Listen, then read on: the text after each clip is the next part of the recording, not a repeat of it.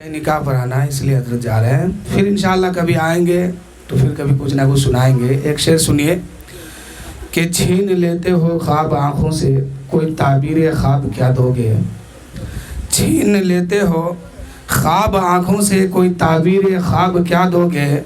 اپنی اولاد بیچنے والوں مصطفیٰ کو جواب کیا دو گے۔ یعنی اس بات کو ذہن میں لائیے جو نبی نے کہا کہ جہیز مت مانگو،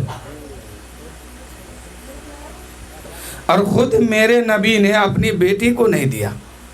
اور میرے نبی فرماتے ہیں کہ اے بیٹی فاطمہ،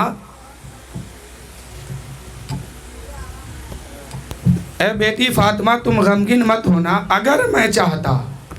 تو احد پہاڑ کو سونا بنا کر کے تیرے ساتھ لگا دیتا،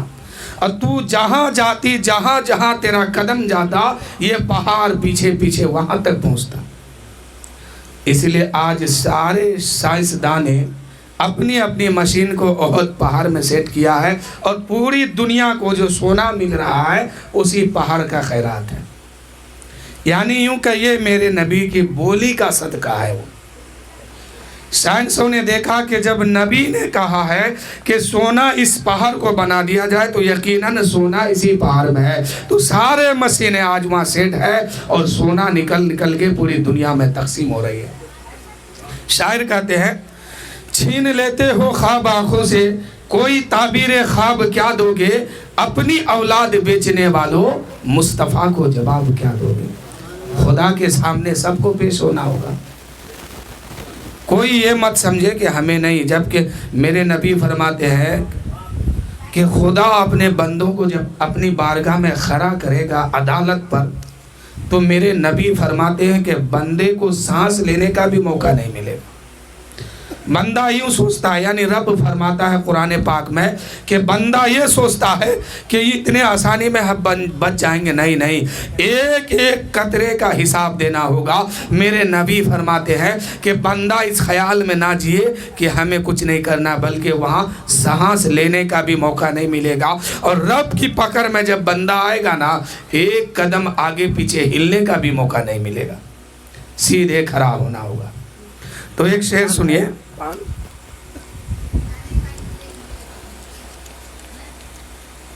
کہ آج ہی اپنے رب کو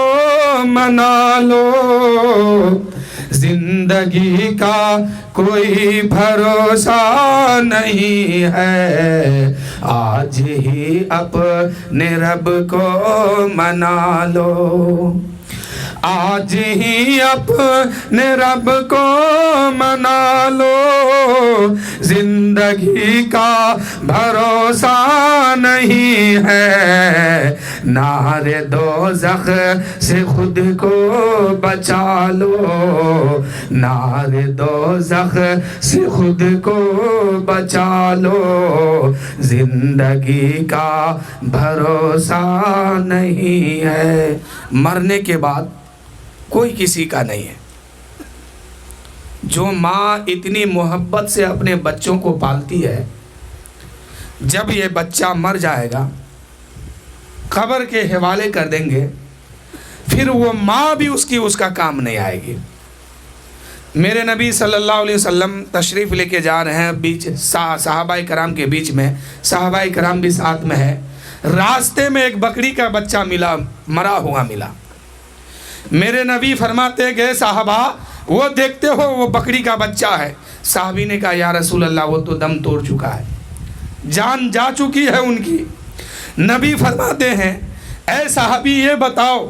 جب اس کے اندر جان تھی، یہ زندہ تھا،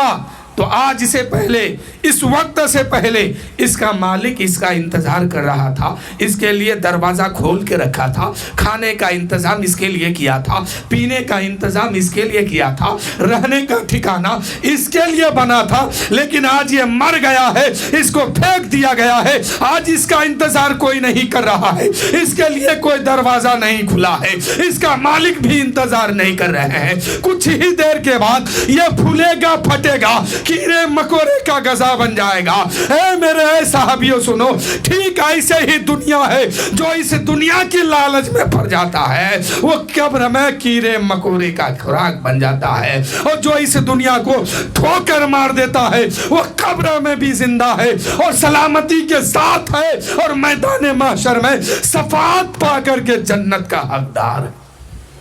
صحابیوں نے کہا یا رسول اللہ،